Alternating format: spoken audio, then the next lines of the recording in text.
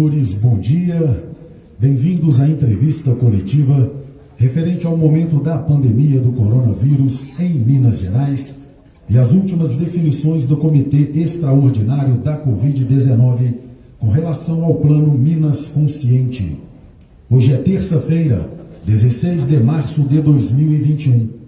Estamos com o comandante-geral da Polícia Militar de Minas Gerais, Coronel Rodrigo Souza Rodrigues, com o secretário de Estado de Saúde, Fábio Baquerete, e com o governador do Estado de Minas Gerais, Romeu Zema, para quem passamos a palavra. Bom dia, senhores, bom dia, senhoras. Estamos aqui hoje para tratar de uma questão que há um ano tem causado transtorno e tristeza a toda a sociedade. Nesse período de um ano, eu quero salientar aqui, nós estruturamos por completo o setor de saúde do Estado. Passamos de 2.000 para 4.000 leitos de UTIs. Leitos de enfermaria eram 10.000, hoje são 20.000 leitos. Compramos respiradores e ampliamos o número de profissionais de saúde.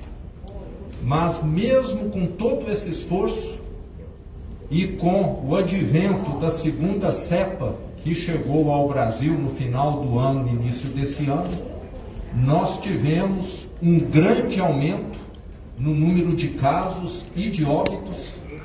Essa situação, vale lembrar, não é exclusividade de Minas, não é exclusividade do Brasil, ocorre em vários países do mundo. E chegamos num ponto, nesses últimos dias, em que o nosso sistema de saúde entrou em colapso. Ou seja, mais pessoas procuram os nossos hospitais do que nós temos capacidade de atendimento. E não temos outra alternativa a não ser eliminarmos, colocarmos um teto no número de casos.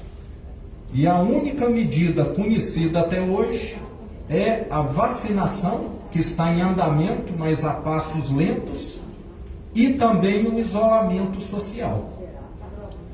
Nós estamos sendo obrigados a optarmos entre continuarmos vivendo como se nada estivesse acontecendo ou termos um isolamento para salvarmos muitas vidas. E eu sou favorável a salvar vidas. Nesse um ano, eu digo que nós já corremos uma maratona. Estamos agora nos últimos metros e precisamos desse sacrifício final. Em nenhum momento nesse um ano nós adotamos uma medida extrema como a que estamos adotando agora. Por quê? Porque havia condição de dar atendimento médico a quem precisava. Agora não.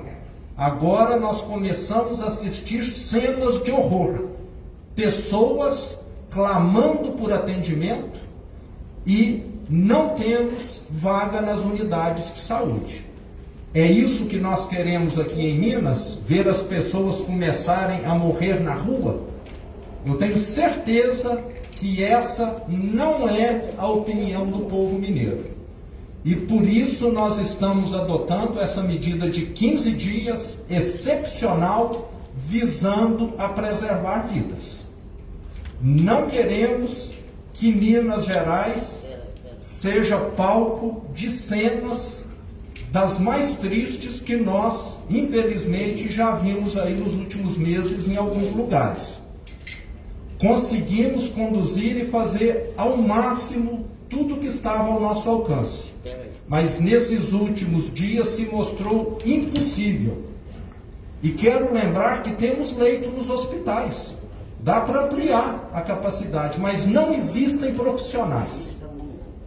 E todos estão exaustos. Há um ano os profissionais de saúde têm se dedicado de corpo e alma e hoje eles não têm mais disponibilidade. Já foram chamados por todo o Brasil, por todo o mundo, e hoje nós temos essa limitação. Então não nos resta outra alternativa senão essa. Nós temos de limitar o número de casos. Quero lembrar que o processo de vacinação está acontecendo, está acelerando, mas ainda é insuficiente. Nos meses de janeiro e fevereiro, o Brasil aplicou 18 milhões de doses.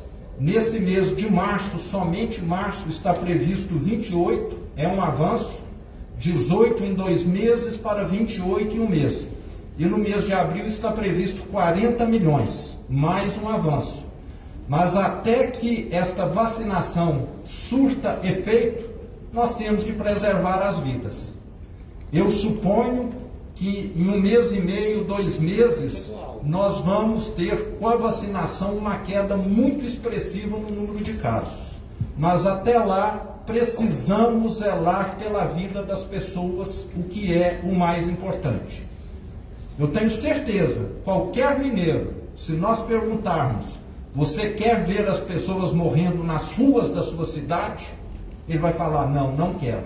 Então, o que nós estamos fazendo nesse momento é para evitarmos esse tipo de cena, que nós só assistimos em filmes de horror.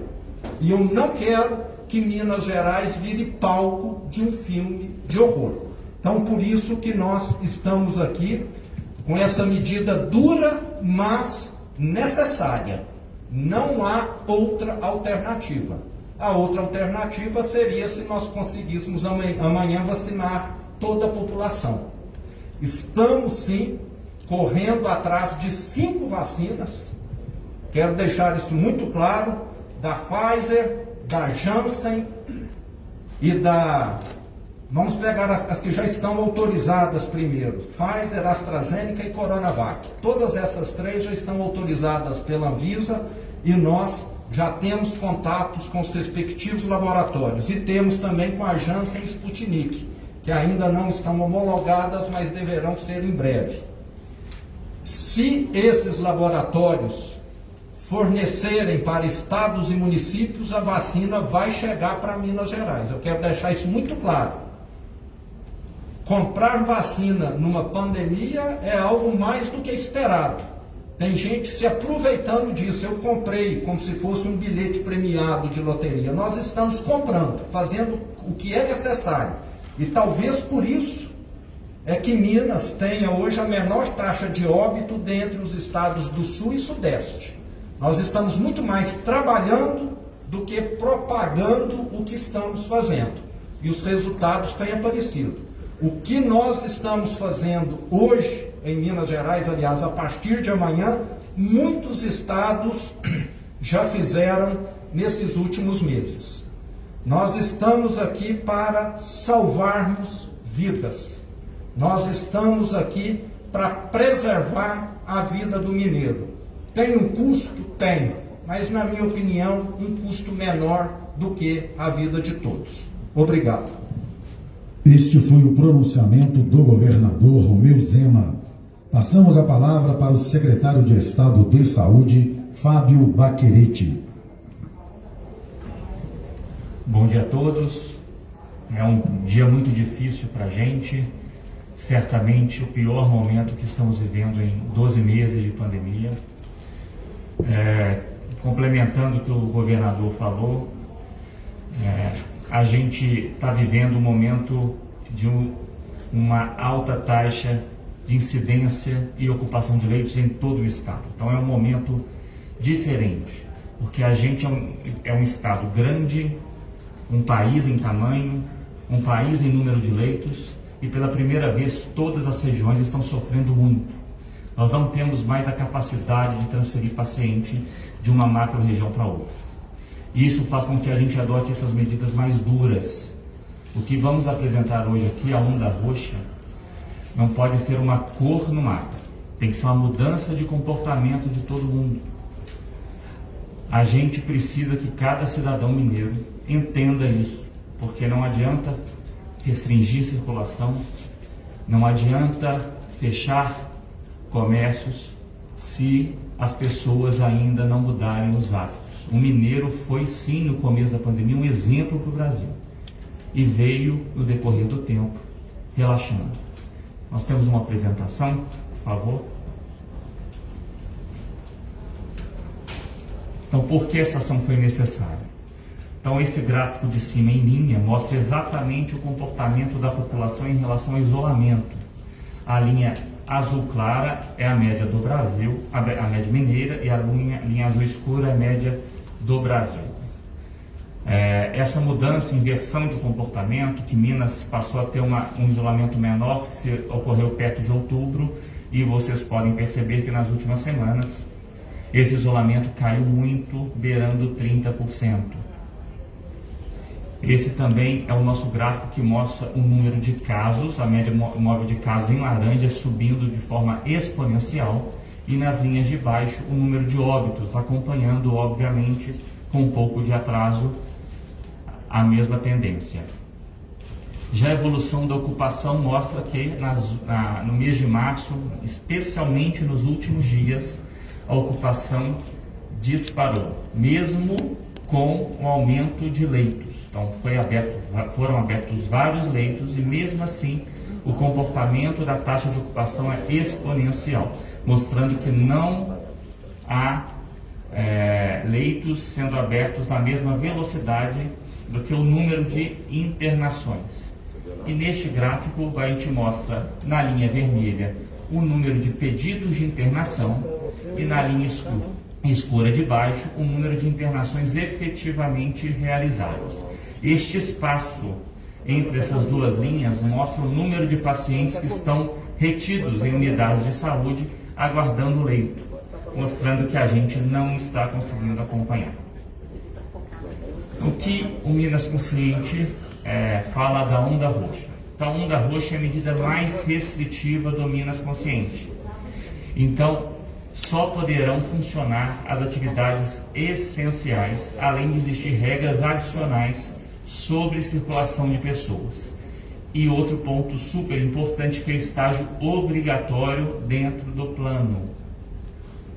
As principais medidas, que é o caráter obrigatório, para manter a integridade do sistema de saúde. O sistema de saúde trabalha em rede, tanto a rede pública quanto a rede privada estão sofrendo neste momento. Isso nos mostra pouca alternativa em relação a isso. Apenas atividades essenciais de 5 às 20 horas, acompanhando a restrição de todo o dia da onda roxa. A modalidade delivery, retirada de balcão, é mantida. Algumas atividades relacionadas à saúde, segurança e outras possuem permissão para funcionar além do horário. E a possibilidade de instalação de barreiras sanitárias com apoio efetivo da Polícia Militar. Em relação à circulação de pessoas, há uma restrição permitida apenas para a ida a essas atividades essenciais que nós falamos anteriormente. Então, quem vai trabalhar em hospitais e quem vai consumir no comércio essencial. Mantido atendimento médico hospitalar, proibido a circulação de pessoas com sintomas gripais. Esse ponto é muito importante. Não vamos achar que o nariz está escorrendo porque é mais uma sinusite. Não vamos achar que a dor de cabeça é mais uma dor de cabeça. Neste momento o vírus está circulando em todo o lugar. É uma cepa nova, com alta transmissão, e não vamos, então, desprezar esse vírus. Esse vírus é diferente de tudo que cada um que está nos ouvindo viveu. Esse vírus, ele é diferente, ele parece um resfriado comum, mas depois vira uma gripe forte, depois vira uma pneumonia grave, e vocês sabem qual que é o desfecho, especialmente para as pessoas de risco. Então, aplicam-se todos os protocolos anteriores do Minas Consciente, que é o uso obrigatório de máscara, o distanciamento, a higienização de ambientes e objetos, e todo o protocolo está no nosso site. Quais são as atividades permitidas reforçando o delivery ou retirada? Todo o setor de saúde, todo o setor alimentício e sua cadeia, postos de combustíveis, gás, agências bancárias e lotéricas, telecomunicação, setores industriais que são diretamente relacionadas aos serviços essenciais, lavanderia, serviços domésticos de cuidadoras e terapeutas, hotelaria apenas para trabalhadores de saúde, trabalhadores de serviços essenciais e quem reside nos hotéis. E as atividades de interesse público, como transporte, água, esgoto, resíduos e serviços funerários. O que não pode? Barbearias, salões de beleza, indústrias que não fazem parte da cadeia das atividades essenciais, academias, clubes, atividades esportivas em geral, eventos e atividades de grande aglomeração, escolas e as outras atividades estão previstas na deliberação 130. Não só a onda roxa também ela é uma medida extrema, é a medida mais extrema que o Estado adotou até então. Lembrando que nós abrimos cerca de 2.000 leitos de terapia intensiva. Abrir leito de terapia intensiva é o leito mais complexo de se abrir no hospital. Um RH especializado, um equipamento médico, insumos que foram todos disponibilizados durante o ano de 2020 e ainda está sendo disponibilizado. Foram distribuídos respiradores para todo o Estado, monitores, só que chegamos no esgotamento dos recursos humanos. Nunca foi vivenciado uma doença que afetou tanta gente ao mesmo tempo. Então não existe sistema de saúde no mundo que consiga acompanhar isso. E toda a expansão que o Estado fez foi aliviando a pressão. Mas nós chegamos no nosso limite. De leitos de enfermaria de 7.900 foram para mais de 20.000 leitos. E temos ainda mais leito para ser aberto. Espaço físico temos, a própria FHEMIG tem, que é do Estado, outros hospitais temos no interior, mas não temos o profissional. Então nós temos que entender que o papel da sociedade, o papel individual é fundamental para que a gente alivie esses números. Complementando a abertura de leitos, a FHEMIG, a qual há pouco era presidente, está fazendo uma expansão grande essa semana. Já abrimos os 10 leitos do Júlia Kubitschek ontem, já estão abertos. Provavelmente amanhã mais 9 leitos de CTI serão abertos no mesmo hospital. O Eduardo de Menezes abriu 15 leitos de semi-intensivo, que é um paciente para aliviar o CTI, é considerado também terapia intensiva. Em Juiz de Fora já estamos abrindo 10 leitos pediátricos e neonatais, para abrir outros 10 leitos de CTI adulto no Hospital João Penido. No João 23, Hospital do Trauma, que ainda está cheio, porque as pessoas continuam circulando e o trauma continua chegando. Já estavam revocacionando 20 leitos para terapia intensiva. E o Hospital João Paulo II, 16 leitos pediátricos, porque as crianças estão internando não só por Covid, por outras doenças respiratórias sazonais, o que mostra que as crianças não estão isoladas. Se a criança, ano passado, no começo da pandemia, a população se isolou, ou seja, os hospitais pediátricos estavam vazios. Esse ano não estão vazios, porque as crianças estão em convívio social. E o Hospital Antônio Dias, em Patos de Minas, mais 4 leitos, serão abertos essa semana. Então, um grande esforço,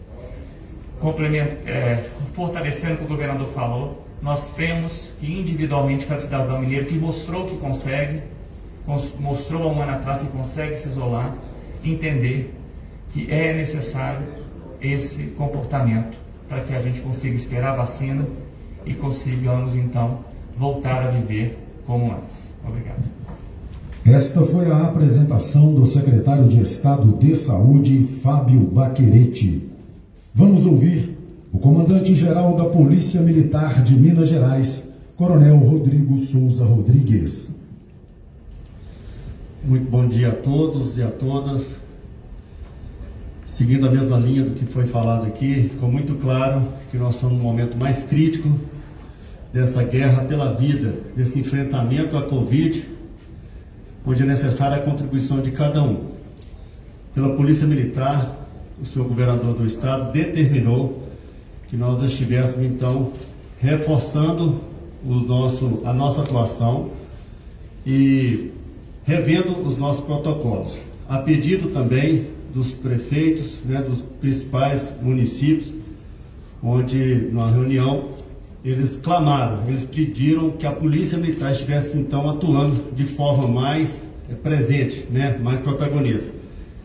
Então, nós estamos aqui, dentro do que já está previsto, né, as medidas preventivas, mitigatórias, que nós viemos desde o início da pandemia, todos os senhores nos acompanharam, passando pelos diversos eventos, né, lá no início, eleições, depois final de ano, agora, carnaval, e agora nós estamos nesse momento mais complexo, né, já nessa fase de colapso do sistema, e se cada um não tomar a sua medida adequada, nós realmente vamos estar numa situação muito complicada, como já foi falado. Da parte da Polícia Militar, então nós vamos estar, ao rever os nossos protocolos, né, nós vamos estar direcionando as chamadas aqui nas grandes cidades, né, onde temos guardas municipais, temos as posturas fiscalizatórias, né, nós vamos estar atuando de forma conjunta, integrada. Nós vamos também, naqueles pequenos municípios, né, onde não tem esse apoio, a Polícia Militar vai estar aproximando ainda mais dos municípios e dando todo o apoio para que essas medidas determinadas para a proteção da sociedade, elas sejam levadas a efeito. Como que será isso? Né? Nós já temos algumas atuações com blitz, né? Blitz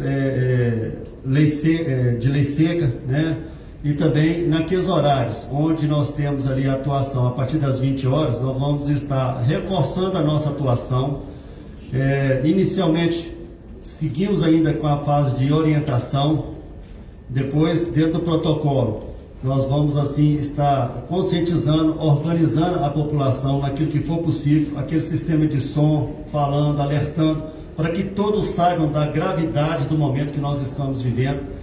E junto com as fiscalizações municipais, nós vamos sim atuar, né, em apoio a eles, para que essas medidas restritivas de ordem sanitária possam realmente permitir o combate e ser levada em todos os municípios de nossa Minas Gerais.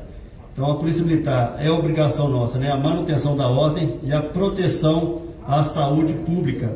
Então é nesse sentido que nós estamos, então, conforme as deliberações municipais e estaduais, reforçando a nossa atuação. Nós já vimos atuando e agora esse reforço nessa atuação vai depender de uma adaptação dos nossos protocolos. E de hoje, né, nós estaremos junto com os nossos comandantes, passando as ordens, passando os nossos memorandos, passando a atuação passo a passo. E com certeza a partir de amanhã, pela manhã, né, eles já terão feito contato nas prefeituras, reforçado aquelas atuações que precisam ser reforçadas, de forma que nós podemos então dizer para vocês que a partir de amanhã nós já estaremos atuando integrado em todo o estado de Minas Gerais. Já vou adiantar uma pergunta, o 190, comandante, nós estamos ligando o 190, está transferindo para a prefeitura. Então, nós vamos rever isso, né? Foi uma ordem do senhor governador, nós vamos seguir nessa linha e nós vamos nos ajustar para atender a população mineira, para mais uma vez, né, colocar a Polícia Militar pela vida, pela proteção, pelas questões da proteção à saúde, especificamente nesse momento tão difícil.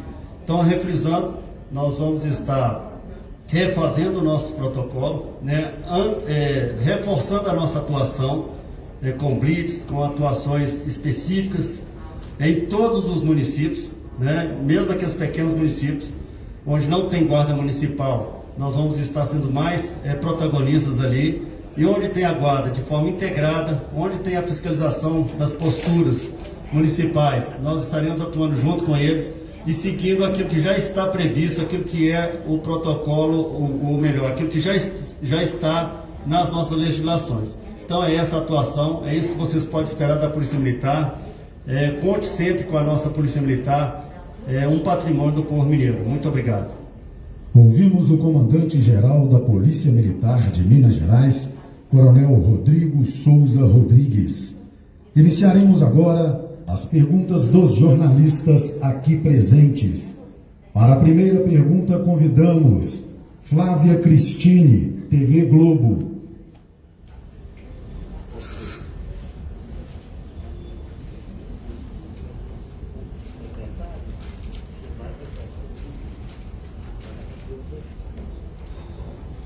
Bom dia a todos, Flávia, TV Globo. Gostaria de saber dos senhores como é que fica a questão dos limites entre os estados, se há alguma proibição de circulação para que não haja o contato aí entre outros estados. A gente tem aí exemplo, por exemplo, o futebol, que o calendário está aberto. Obrigado pela pergunta.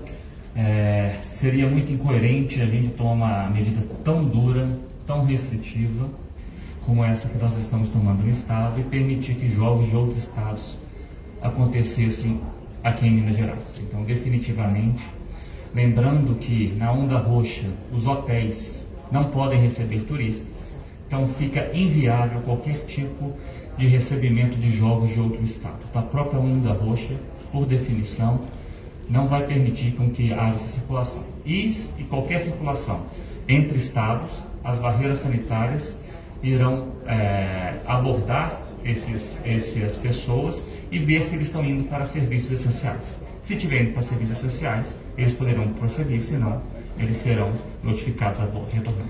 Transporte aéreo e rodoviário, alguma mudança? Por enquanto, não.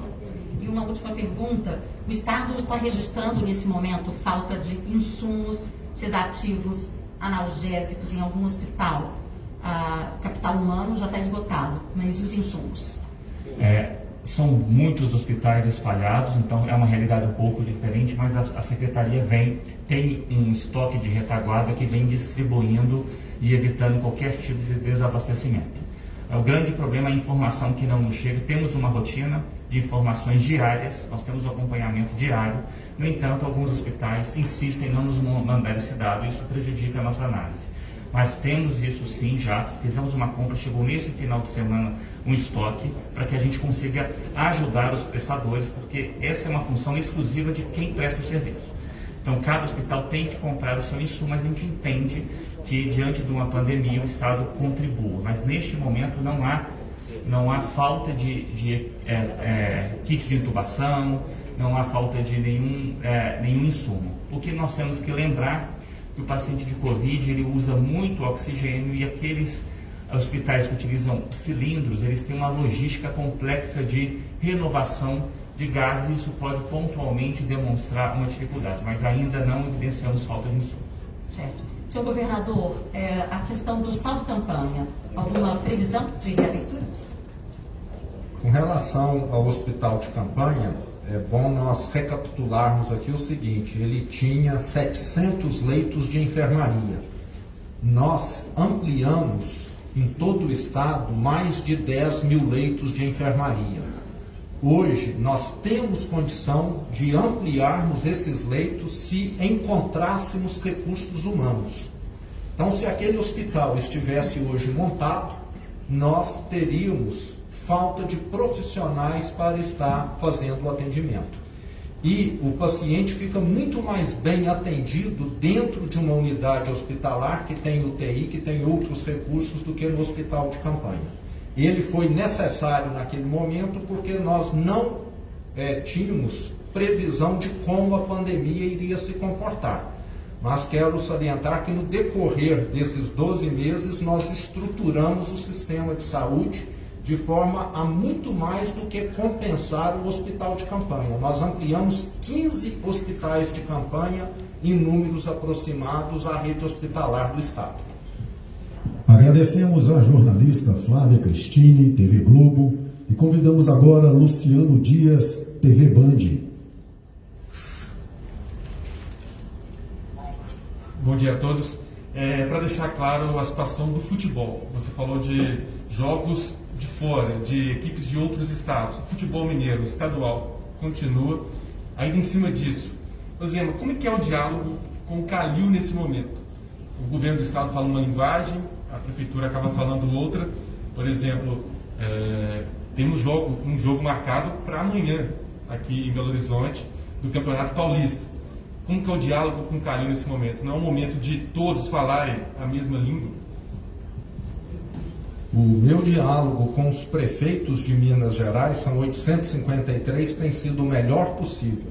Ontem à noite, eu, comandante, o secretário de saúde, nos reunimos com os representantes de municípios numa reunião para estarmos tratando desse tema aqui e temos tido o melhor diálogo possível. É lógico que nem todos os prefeitos concordam 100% com aquilo que nós estamos fazendo.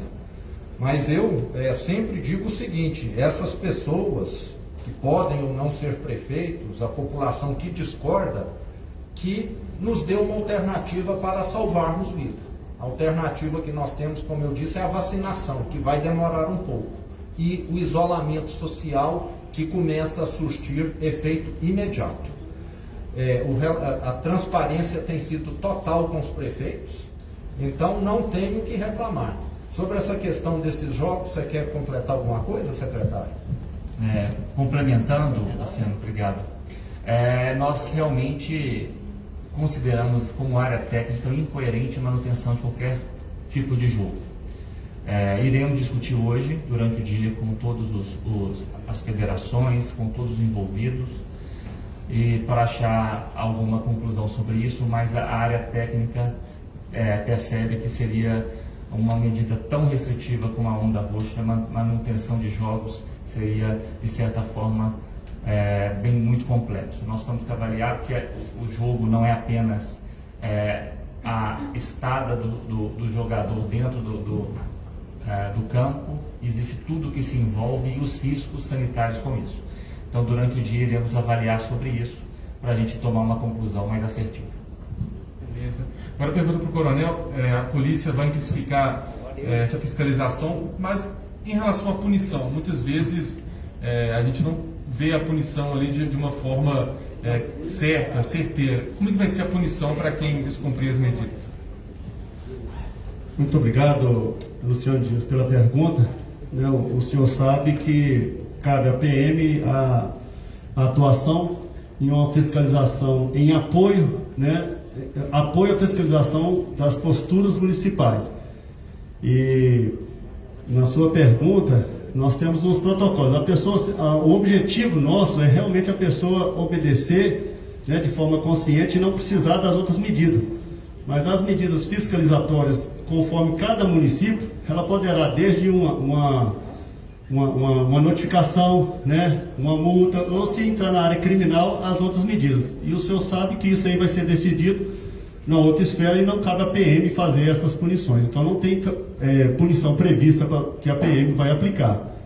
Tem essas medidas aí com as fiscalizações dos municípios, e a PM estará lá para dar apoio ao poder de polícia administrativo, ou seja, para garantir que aquela ordem seja cumprida ali conforme as restrições, conforme a determinação, em prol da vida, em prol da saúde do povo, porque de fato é uma guerra sim, pela vida, conforme já foi colocado aqui, e pode contar que a Polícia Militar vai estar lá pronta para dar o apoio necessário. Agradecemos ao jornalista Luciano Dias, da TV Band, pelas perguntas. Governador Romeu Zema, pergunta que chegou através das redes sociais. Com o fechamento do comércio, o governo pensa em dar algum auxílio a esses comerciantes? Da mesma forma que ocorreu em 2020, está previsto sim, para esse momento difícil, algum tipo de compensação para aquelas atividades, para aquelas pessoas que vierem a ser afetadas. O governo federal, de certa maneira, já aprovou um novo auxílio emergencial, que vale para todo o Brasil, e aqui em Minas Gerais eu já solicitei à Secretaria da Fazenda que avalie o que pode ser feito pelas empresas de Minas Gerais, em especial as micro e pequenas empresas, que serão afetadas agora nesse mês de março. Lembrando que nós já conseguimos aprovar no Conselho de Fazenda Nacional, no CONFAS, um novo refis que vai ser disponibilizado para todo empresário mineiro. O BDMG, que o ano passado mais do que triplicou as suas operações, também vai poder estar contribuindo. E estamos aguardando também por parte do governo federal aquele programa de manutenção de empregos, já que muitas pessoas que têm empregos formais vão ficar, de certa maneira, com o seu horário de trabalho comprometido durante a vigência dessas medidas restritivas. E já solicitei também, por parte das nossas empresas de energia e água, que tenham um procedimento que atenda de maneira excepcional as pessoas que também forem atingidas também nesse momento. Pessoas que com certeza vão ter dificuldades em estar quitando seus compromissos. Convidamos agora a jornalista Edilene Lopes, Rádio Itatiaia. Bom dia, pessoal. Bom dia, secretário, governador, comandante. Secretário, primeira pergunta para o senhor. O senhor falou em relação ao futebol. Minas Gerais dará alguma recomendação à Prefeitura de Belo Horizonte para que o jogo previsto para a próxima quarta-feira não ocorra aqui na capital? E para o governador e para o senhor também. Os 853 municípios são obrigados a aderir à Onda Roxa, mesmo Belo Horizonte, que até hoje não aderiu ao programa Minas Consciente. Tem respaldo legal para isso? Como é que é? Guilherme, obrigado. A onda roxa, diferente das outras ondas do Minas Consciente, ela é obrigatória. Então, todo município, sim, tem que aderir à onda roxa. É uma deliberação. E, dessa forma, o futebol de outro estado não poderá funcionar pela obviedade da falta de possibilidade de hotéis funcionarem e tudo isso. Isso se expande a todos os municípios de Minas Gerais, quando a roxa é obrigatória, eles terão que aderir a ela. Haverá essa recomendação em relação à Prefeitura de Belo Horizonte, o próximo jogo previsto para amanhã? E, governador, aproveitando, pegando um gancho nessa pergunta mesmo, as vacinas, Minas tem feito uma compra, tem alguma novidade por aí? Porque os meninos estão ansiosos por isso. E volta às aulas nem pensar, né? Qual é o posicionamento do senhor? Volta às aulas com onda roxa, nem pensar. É algo que fica para ser analisado, muito provavelmente, adiante. Quero lembrar aqui que nós estamos negociando com 5 laboratórios. 3 deles já têm as vacinas homologadas pela Anvisa, que é a vacina da Pfizer, AstraZeneca e Coronavac. E 2 ainda não, que é a Janssen e Sputnik. Nós estamos negociando a compra de 20 milhões de doses, o que é suficiente para imunizar todos os mineiros que ainda não foram ou serão imunizados nos próximos dias acima de 15 anos de idade, que é o público-alvo da vacina.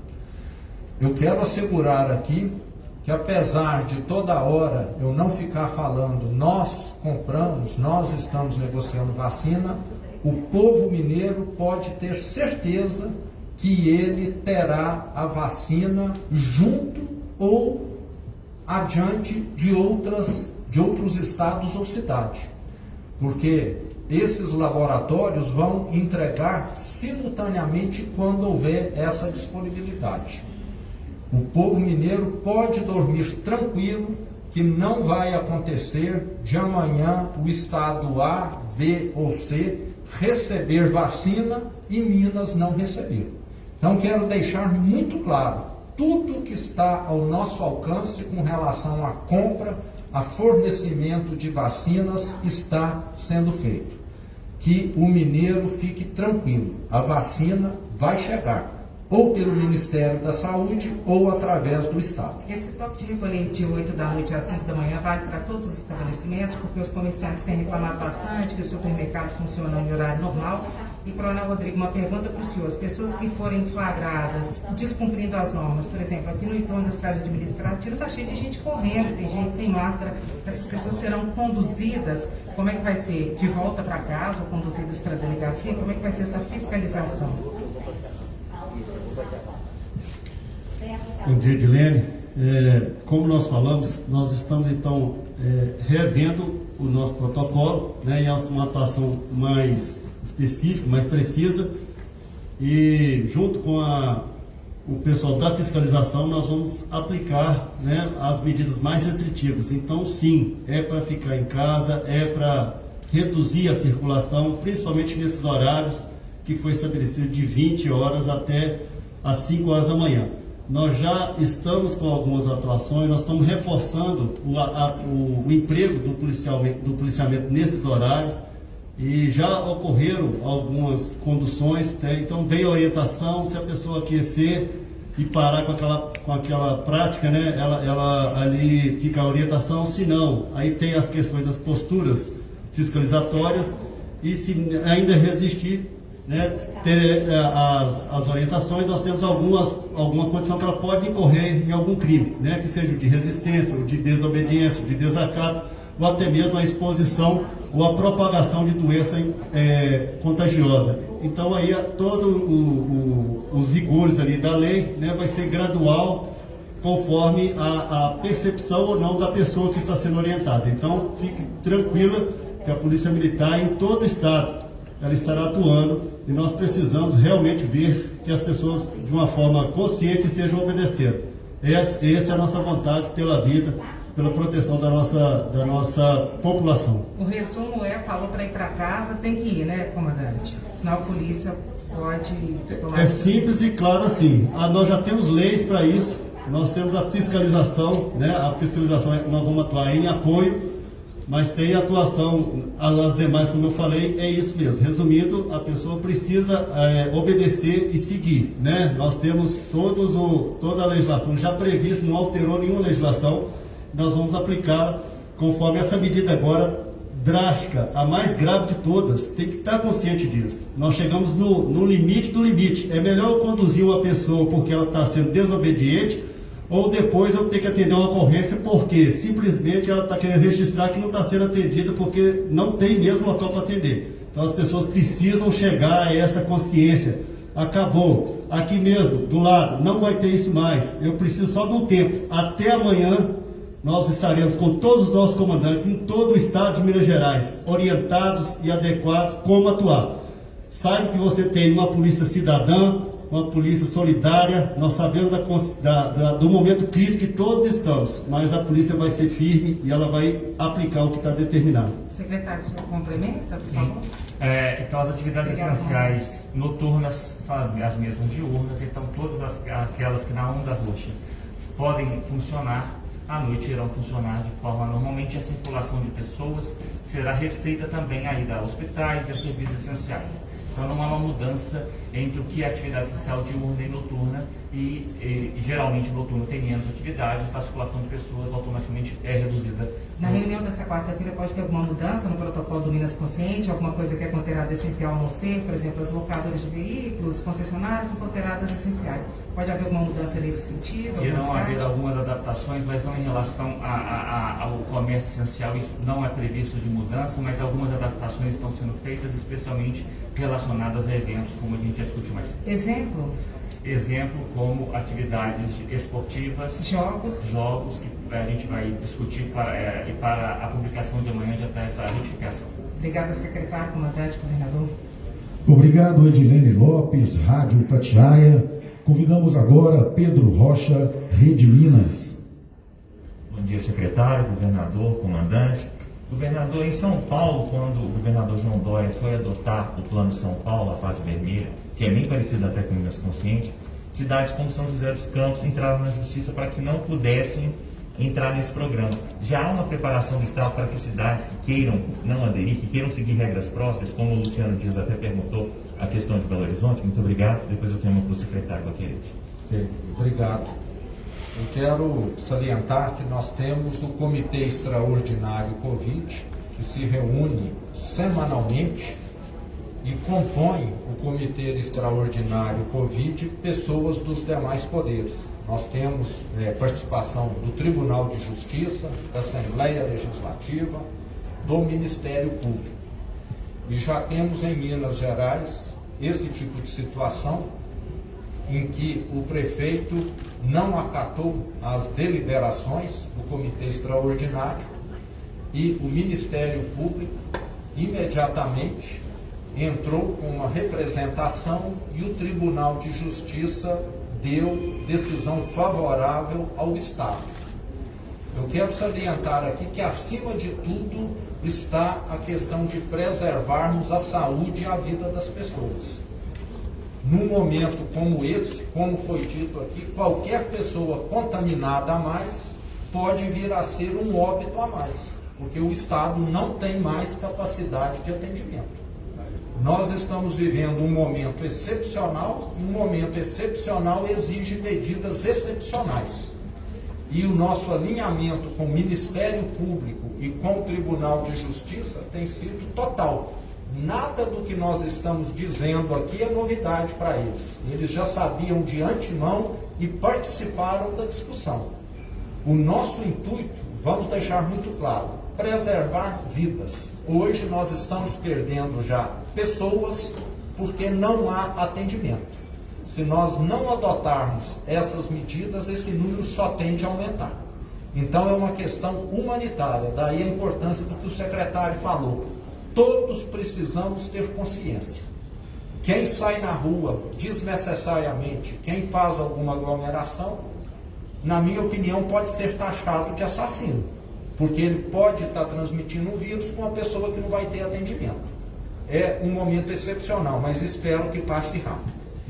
Secretário Paquerete, retomando a pergunta da Edilene e do Luciano sobre o futebol, as cidades que estavam na onda roxa anteriormente tiveram jogos transferidos para Sete Lagoas, Belo Horizonte.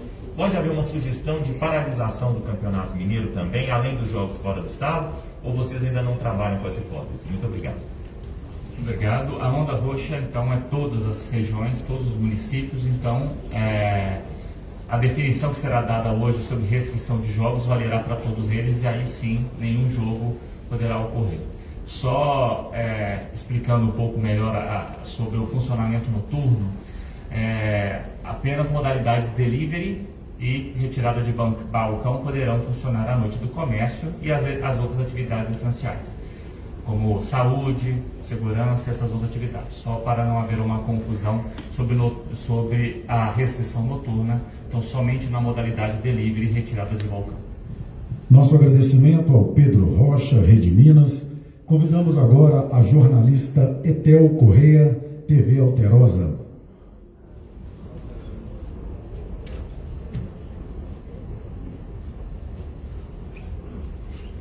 Bom dia, secretário, bom dia, governador, bom dia, comandante, bom dia a todos. Governador Meuzema, essa semana a gente já começou a mostrar uma dificuldade muito grande que as pessoas continuam tendo em relação ao deslocamento na cidade, né? Os ônibus lotados, a gente sabe que essa questão de transporte municipal é do município, mas como essa onda roxa, ela é obrigatória para todos os municípios, então tem que haver essa conversa. Como é que fica a situação das pessoas que terão que circular nesse período para esses serviços essenciais? O governo vai entrar em contato aí com as prefeituras, ou principalmente com a prefeitura de Belo Horizonte, para viabilizar isso, porque as pessoas têm ficado sem saber como é que vão chegar, e um dos pontos de maior contaminação que a gente imagina é o ônibus. Bom dia, Etel, obrigado pela pergunta. Depois eu vou solicitar ao secretário que complete.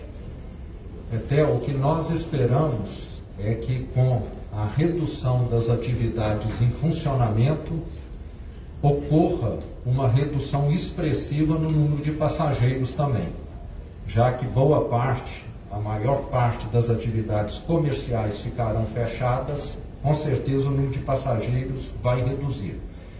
E as empresas de ônibus já foram chamadas e serão chamadas para que adotem as medidas que estão previstas em protocolos. Nós temos protocolos, e você disse muito bem, o transporte coletivo, tanto o ônibus quanto o metrô, é uma das maiores fontes de transmissão, já que ali há um número maior de pessoas aglomeradas. Secretário. Governador, só um minutinho. O prefeito Alexandre Calil disse que não sabe por que os ônibus estão lotados, né? Mas a gente ontem, perguntando para as pessoas nas ruas, o que eles falam? Muita gente, infelizmente, está trabalhando escondido, porque não pode ficar sem sua renda, né? E aí, quer dizer, a gente até sabe, né? Será que essas pessoas, então, vão ter condições de ficar em casa agora? Etel, ontem participou da nossa reunião a prefeita Ilse, que é a presidente da Granbel, e um dos pontos que ela sempre menciona é essa questão do transporte coletivo. Isso necessariamente precisa ser tratado, porque se nós tivermos ônibus totalmente ocupados, com as pessoas encostando uma na outra, a chance de contágio aumenta muito. Então, realmente é necessário que haja um uso mais adequado. Secretário, o que está sendo visto com relação a esse ponto? O transporte é essencial, ele vai ser mantido e, mais uma vez, a gente tem que sensibilizar a população. A gente entende todo o critério social. Nós estamos falando que são 15 dias de muita restrição e que todo mundo tem que se sacrificar e sair de casa para as atividades essenciais, para a proteção individual e da família de cada um. A gente está vivendo um momento que o idoso está um ano em casa, pegando um jovem que sai de casa. Então ele se restringe a 12 meses, tem medo da doença, e um jovem vai para a rua para uma atividade não essencial e traz o vírus para casa. E quem sofre é o idoso, que é o grupo de risco. Então é um momento de todo mundo. A gente entende a parte social, existe todo o esforço do governo em relação a isso, mas que é um momento único vivido pela sociedade. Então, vamos sair de casa para atividades essenciais, que certamente os ônibus não estarão lotados, porque as atividades essenciais diminuirá muito o volume de circulação de pessoas. Secretário, o senhor falou, e o governo também coloca, 15 dias. Por que vocês trabalham com a margem de 15 dias? O que vai acontecer em 15 dias? A vacinação em massa chega ou se espera que alguma situação possa fazer com que esse vírus aí, que é uma nova cepa, o senhor colocou, possa se tornar menos contagioso nesse período? É uma questão muito técnica e epidemiológica. 15 dias é um tempo comum entre a infecção e a internação do paciente. Então, 15 dias é um período que vai favorecer com que os hospitais recebam menos pacientes depois desse prazo, pressione menos os leitos, os nossos indicadores caiam a ponto que a gente possa progredir para a onda vermelha, para ter apenas as medidas de distanciamento e as demais medidas de controle de infecção. Só para encerrar, alguns prefeitos estão adotando a tal do tratamento precoce, né? O senhor recomenda? Tratamento precoce, existe várias pessoas que lutam a favor. Nós temos na Secretaria uma área técnica exatamente para avaliar isso. Eu sou médico, mas ainda não aprofundei sobre tal tratamento. Obviamente, a área técnica da Secretaria, que tem toda a sua capacidade, ainda não recomenda, então nós vamos esperar com que essa conclusão seja feita. Muito obrigada. Obrigado, Etel Corrêa. Antes de chamar o jornalista Gabriel Rodrigues, solicitamos aos jornalistas a gentileza de serem mais breves para que possamos atender a todos. Obrigado. Olá, bom dia. Foi citado que nós vamos evitar os turistas em Minas Gerais agora, restrições em hotéis, né? Onde nós vamos ter barreiras sanitárias? Elas ficarão nas fronteiras do estado, nas fronteiras entre municípios? Como é que vai funcionar essa restrição de quem entra? Também queria aproveitar para falar um pouco dessa fila das pessoas procurando UTIs, enfermarias. Quantas pessoas hoje estão na fila para um atendimento e não receberam ainda em Minas?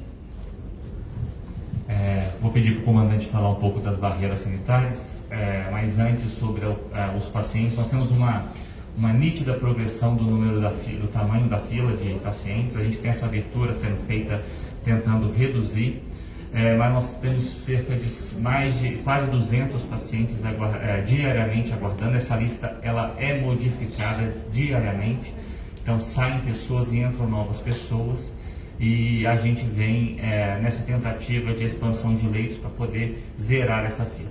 É uma fila do estado inteiro, algumas regiões vêm sofrendo mais, especialmente na região central.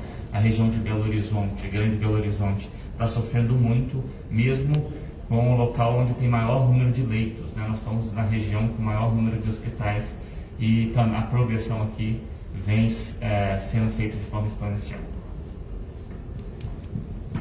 Com relação às barreiras sanitárias, é importante dizer que nós estamos fechando o planejamento. Nós recebemos essa orientação logo após a reunião, né? Tem uma parte ainda que nós vamos decidir junto com a própria Secretaria de Saúde, e nós vamos estar orientando os nossos comandantes. Mas o que nós já estamos fazendo? Nós temos intensificado e vamos intensificar então agora para todo o estado, em parceria, né, mais uma vez, né, com as prefeituras, com as fiscalizações locais, ali nas entradas das cidades, nas divisas com o estado. Então nós temos desde atuação com a Polícia Rodoviária Estadual, atuação com a própria Polícia Ambiental, né, nos modos que nós fizemos no Carnaval. Nós vamos estar planejando, desenhando esse conceito operacional, e eu solicito a vocês, né, que pode nos procurar através da nossa sala de imprensa, e nós vamos passar os detalhes dessas barreiras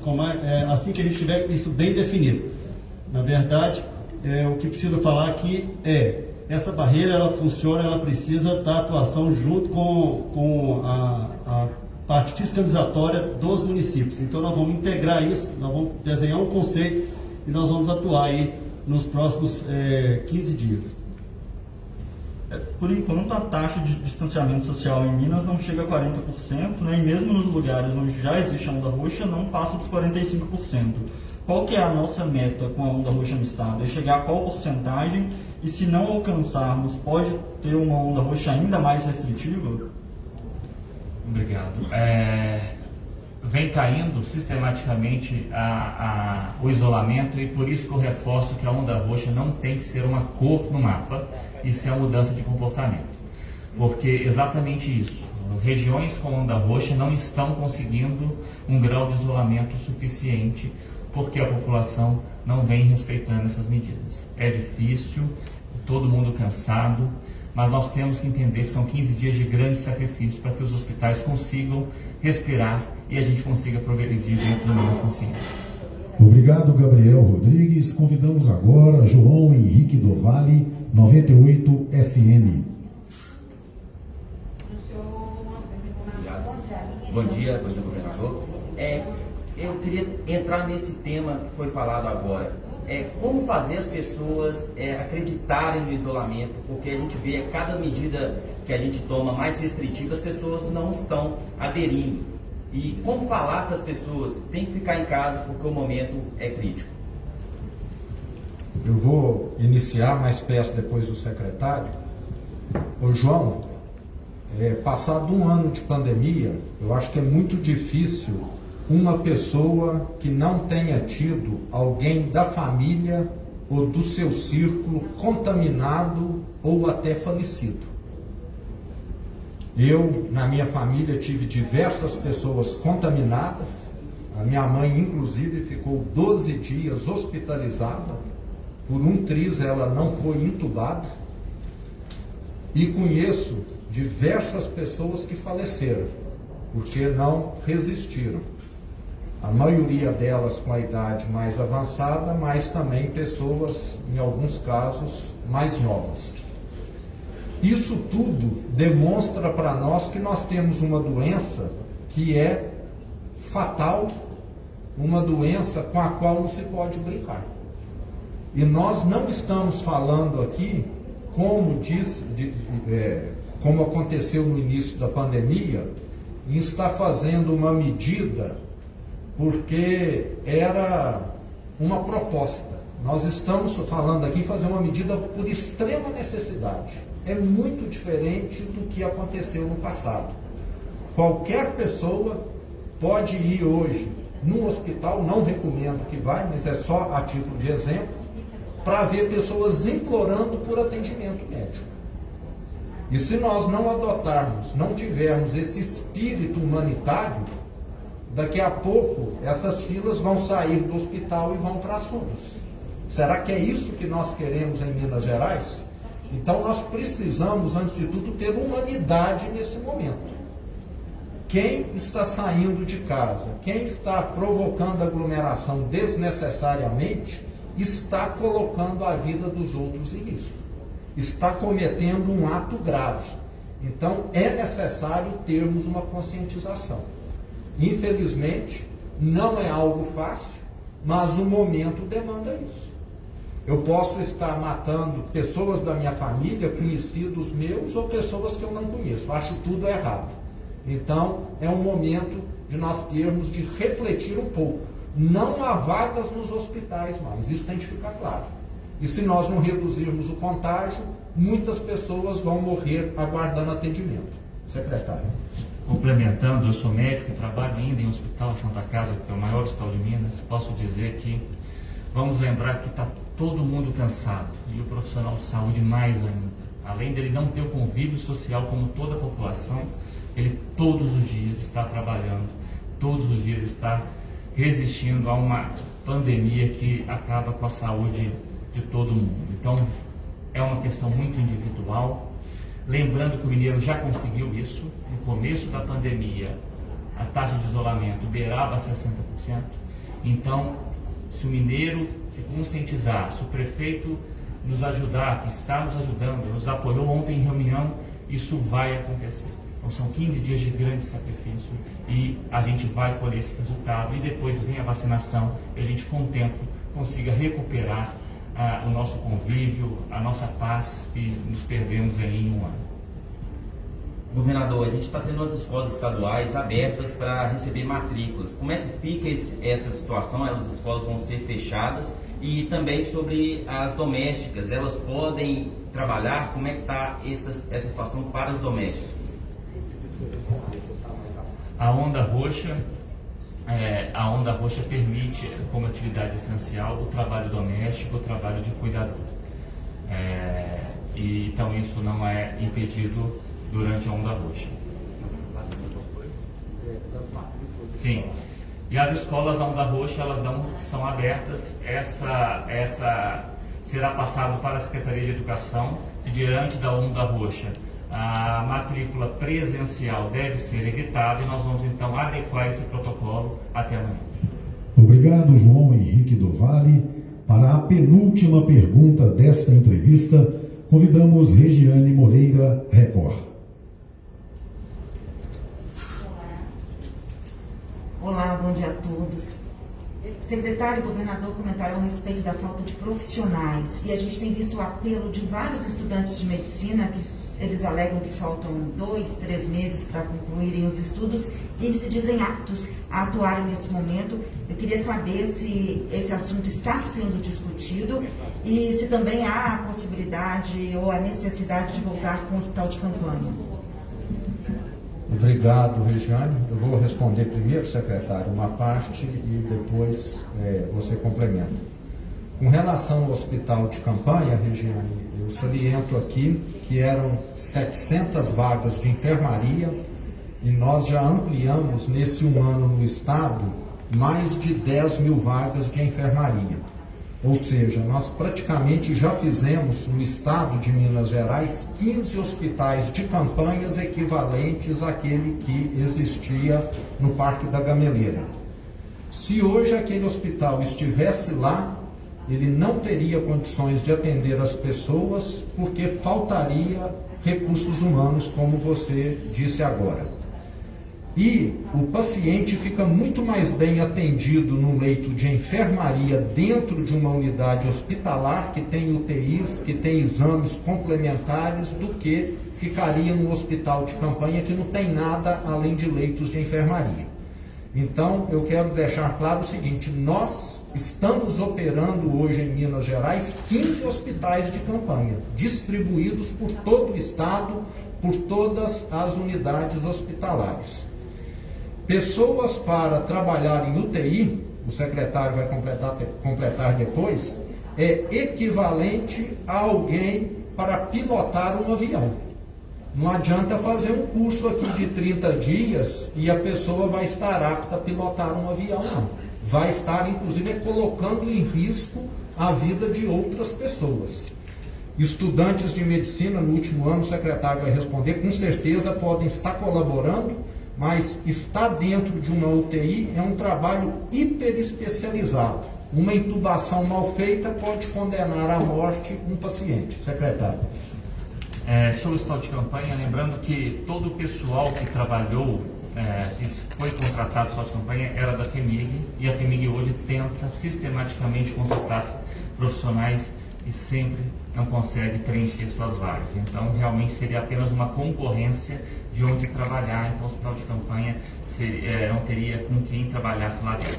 Em relação à estratégia de abertura de leitos profissionais menos experientes, a FHEMIG adotou uma prática pouco diferente para pegar um médico residente, um médico recém-formado, para que ele esteja sempre acompanhado de um mais experiente e garantir a segurança. Mas o estudante que ainda não formou, ele não tem um perfil para esse tipo de paciente grave, é arriscado de forma extensão, e nós temos essa outra estratégia sendo construída. Então, utilizando médicos ainda não especialistas junto com médicos especialistas, ganhando capacidade operacional, abrindo mais leitos, é o que nós estamos fazendo durante essa semana.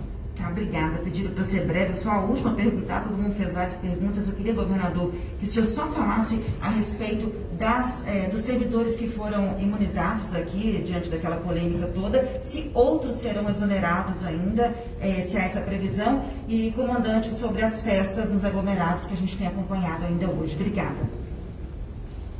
Bom, com relação à vacinação que aconteceu na Secretaria de Saúde, eu quero deixar muito claro que eu não tinha conhecimento algum desse processo e que desde o momento em que eu tomei conhecimento, eu solicitei a todos os órgãos de controle que apurassem e dessem total transparência.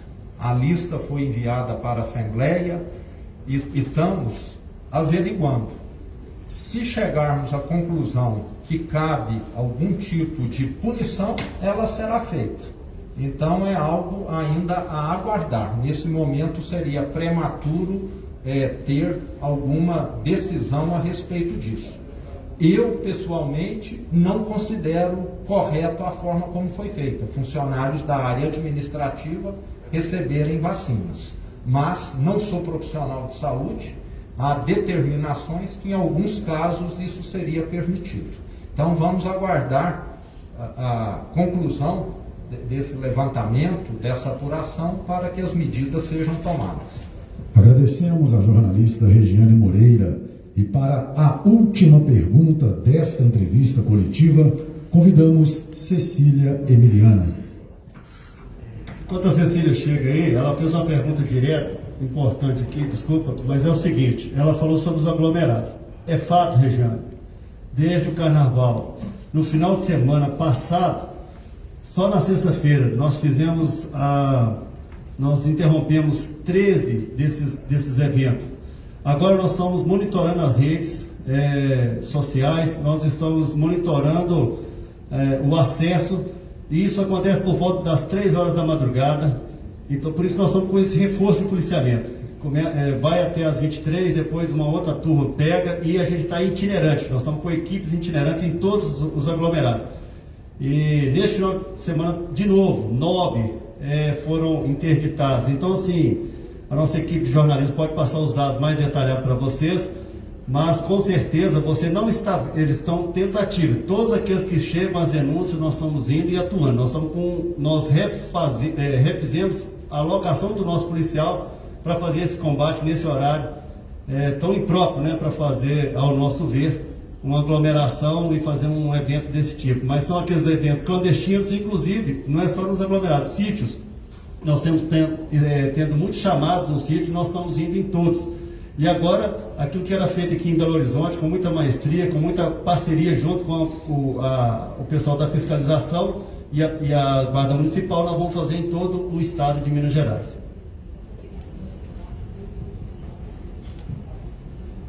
Bom dia, secretário, bom dia, governador, bom dia, comandante. Minha primeira pergunta uma das coisas que mais dificultam a adesão ao isolamento é o fato de que, especialmente o trabalhador ambulante, o autônomo e o pequeno comerciante, eles não têm muitas vezes alternativa para sobreviver, a não ser uma pequena ajuda do governo federal. Ontem eu até conversei com um comerciante que dizia que abriu as portas aqui em Belo Horizonte e ele dizia que ele preferia morrer de Covid do que morrer de fome. No Maranhão, onde medidas restritivas também foram adotadas, o governador Flávio Dino instituiu um auxílio emergencial para trabalhadores da cultura e para o setor de bares e restaurantes. O senhor estuda a adoção de alguma medida desse tipo?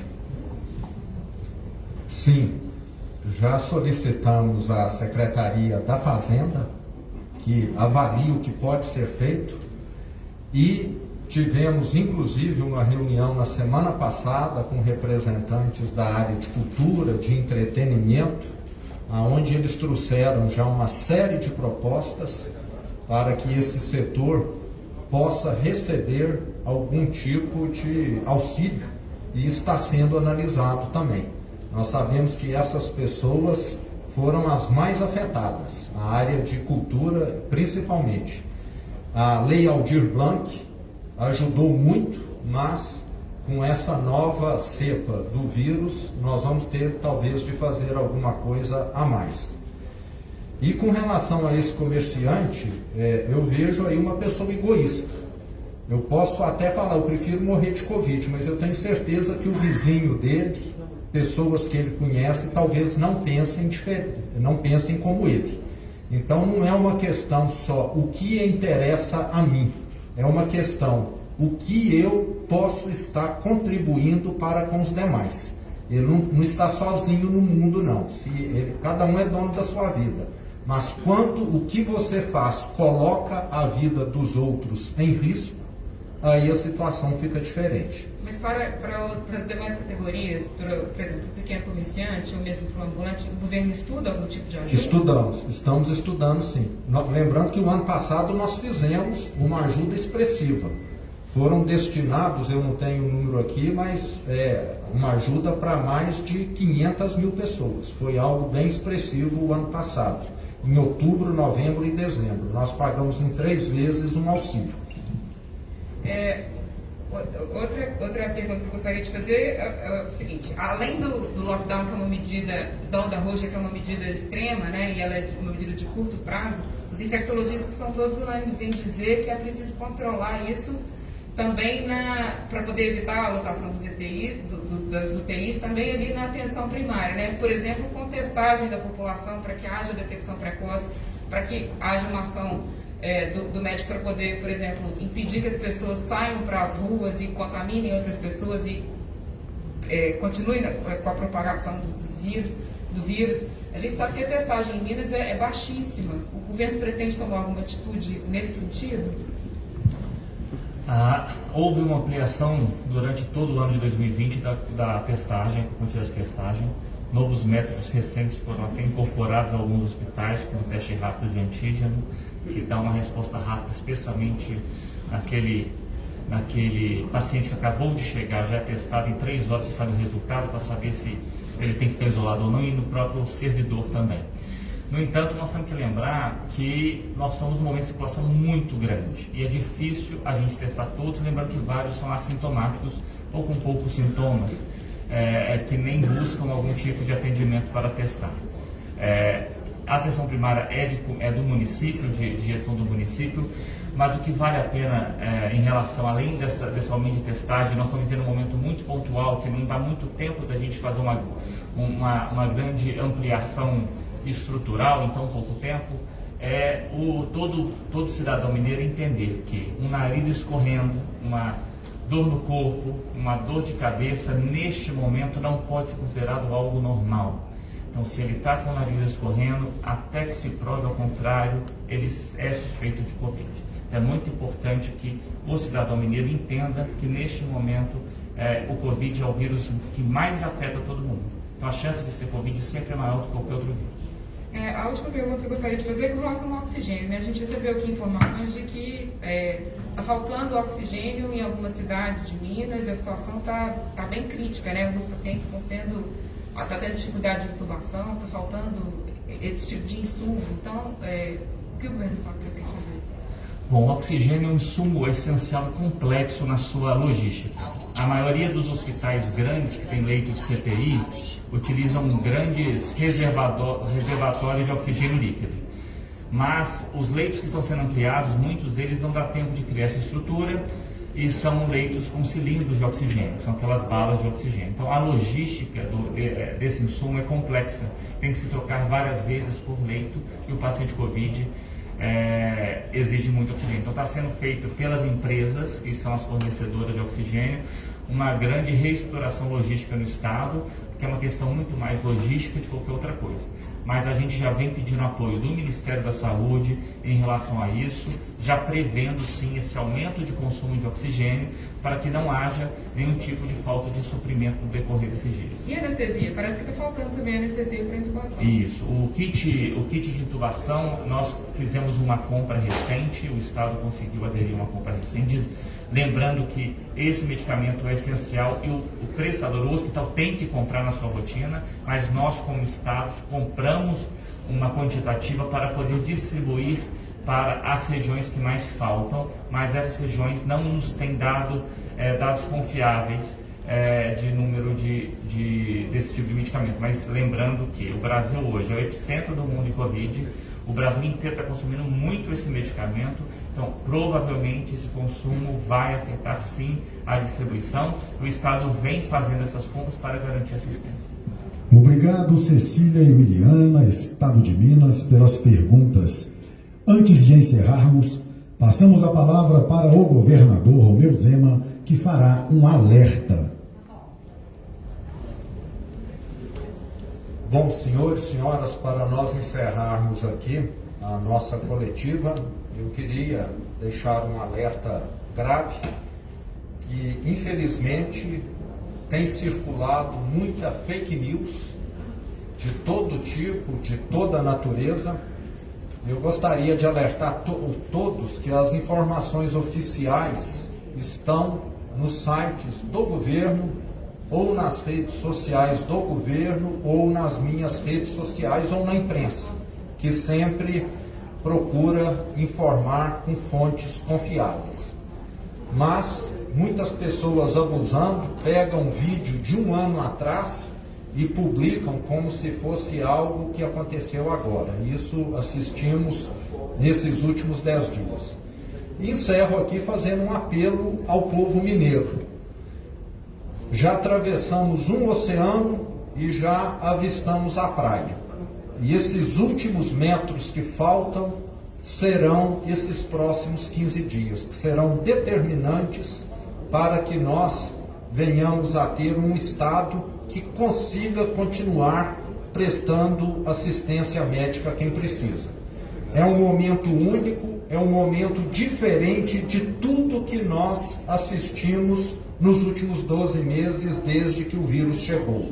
É um momento crítico e a contribuição de todos é fundamental. Fica aqui mais uma vez o meu agradecimento ao povo mineiro que sempre tem contribuído, que sempre tem participado. Senhoras e senhores, o governador de Minas Gerais, o secretário de Estado de Saúde e o comandante-geral da Polícia Militar de Minas Gerais agradecem a todos que participaram dessa entrevista. Tenham um excelente dia. Minas Gerais,